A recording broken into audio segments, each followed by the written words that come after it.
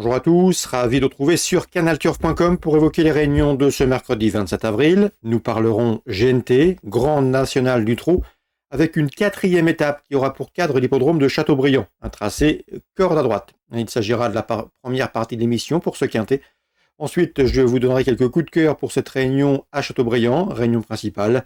Et nous parlerons également de la réunion 3 sur l'hippodrome de la Teste, où j'ai ciblé là aussi quelques pronostics et notamment des infos recueillies pour vous auprès de Christelle Courtade qui aura pas mal de partants dans une course réservée aux chevaux anglo-arabes.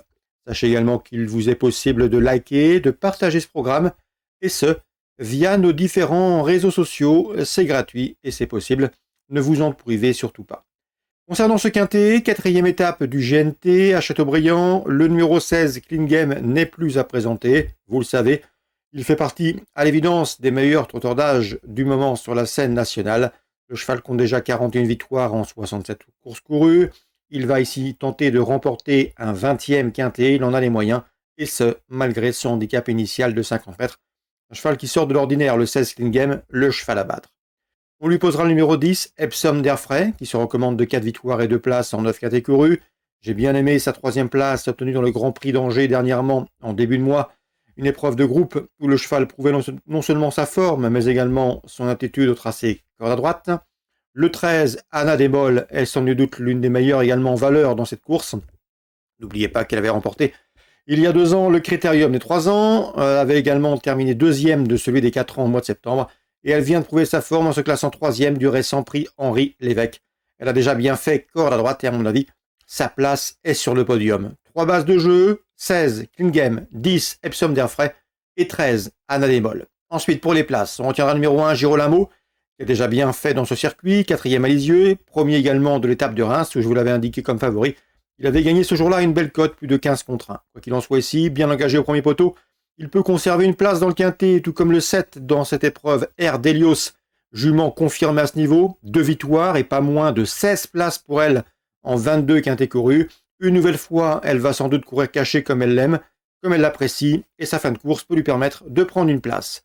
Le 4, Follet-Buissonnet, n'a pas gagné depuis le mois d'avril l'an dernier, avril 2021, mais lors de ses 4 dernières sorties publiques, il s'est permis le luxe de signer 3 podiums. Il est en forme, a déjà bien fait corde à droite. Une place peut lui revenir. Attention également numéro 8, Dreamer de Chenu. Il n'est pas des plus réguliers, mais si l'on en juge par sa victoire dans un groupe 3, cet hiver à Vincennes où il devançait Clean Game, il ne saurait être également négligé. Il peut ici faire l'arrivée. Tout comme le 9, Freya Dupont, difficile à recommander, difficile également à éliminer. Elle reste sur 3 échecs certes, mais à 3e place dans la finale du GNT au début du mois de décembre, où elle terminait dans le dos et dans le sillage de Clean Game, l'autorise ici à bien faire. Donc résumé chiffré, 16, 10 et 13 pour les 3 bases. Ensuite pour les places, As, 7, 4, 8 et 9. Donc je vous recommande surtout des bases de jeu, 16, 10, 13. Ensuite As, 7, 4, 8, 9 et éventuellement le 5, c'est Flower by Magalou pour une allocation.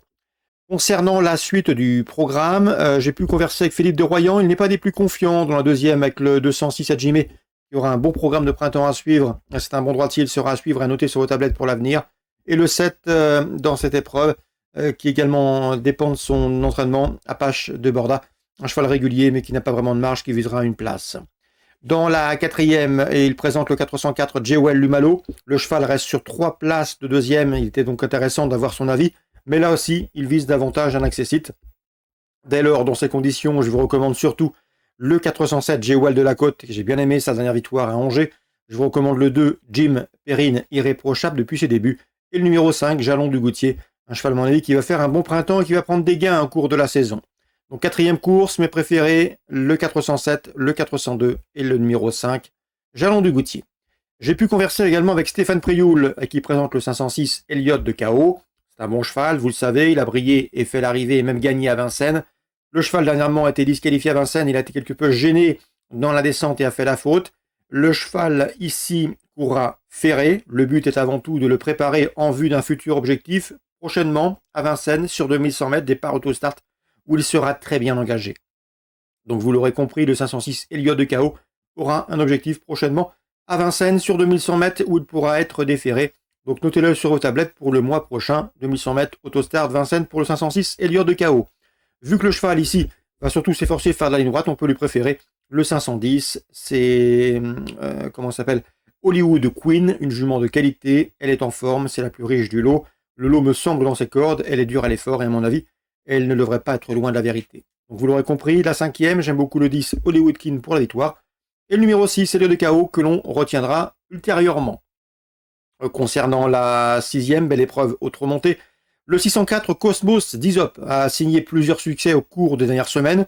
J'espère que vous avez suivi nos informations puisque nous l'avions recommandé à diverses reprises. Il a notamment gagné à plus de 10 contre 1 et ce, avec la confiance de son entraîneur Rémi Goncet. Un cheval qui est un bon droitier, qui aime aller de l'avant, qui est au mieux, malgré l'âge avancé, il a 10 ans, mais il n'a jamais été aussi performant qu'actuellement. Donc le 604, Cosmos d'Isop, ici, dans ce lot, son entraîneur en escompte une confirmation.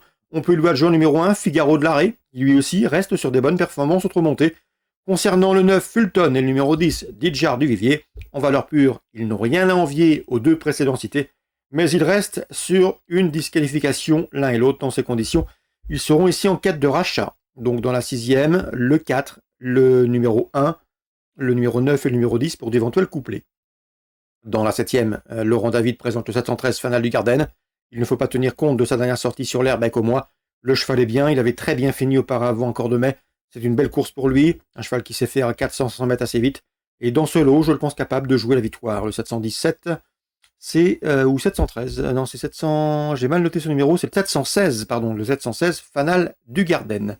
Dans cette épreuve, j'ai pu également converser dernièrement avec Yves-Jean Le Bezvoët, qui présente le 712 emblème orange. Un peu délicat, notamment en début de parcours, mais un cheval qui possède un bon dernier kilomètre. Et à mon avis, dans ce lot, il peut faire l'arrivée sur le podium à une cote intéressante. Donc mes deux infos pour la 7e, le 16, Fanal du Garden, et le 12 également, emblème orange. Bien évidemment, l'opposition sera emmenée par le 13, Falcao de Chenu, qui reste sur deux plaisants podiums et qui sera confié au bon soin d'un certain Rick Raffin. 716, 712, 713 pour d'éventuels couplets. Et pour le jeu simple, j'aime beaucoup le 16, à savoir Fanal du Garden. Concernant la test en rayon 3, je vous donne mes différents coups de cœur. Le 301, Cleveland, au mieux et qui dispose d'une belle chance théorique.